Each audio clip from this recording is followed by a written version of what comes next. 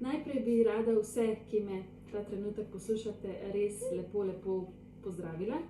Iskreno se zahvaljujem za povabilo, ampak žal se tudi tokrat oglašam virtualno, res ne gre drugače. Ampak sama sreča tokrat niso krivi korona ukrepi, pač pa ena mala navihanka. Sem ji že povedala o vas, samo da veste, pa verjetno ji bom še kaj.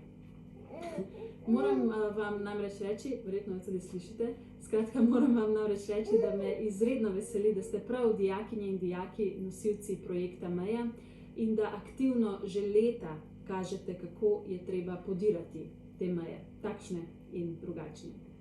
In vi predvsem s strpnostjo, sprejemanjem drugačnosti, sobivanjem ob državni meji dokazujete, da je meja prepustna membrana. S tem projektom pa podirate tudi marsikatere meje v miselnosti.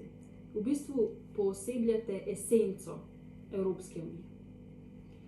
Mladi ste pravzaprav glavni protagonisti prihodnosti in ste gonilo sprememb, ki bodo nam, vam in seveda prihodnjim generacijam omogočili trajnostno in kakovostno življenje. Naslednje leto bo po napovedih predsednice Evropske komisije Ursule von der Leyen leto Evropske mladine. V njenem nedavnem nagovoru ste bili res v ospredju mladi, kar je prav, in zdaj pričakujem, da boste tudi dejansko uslišani.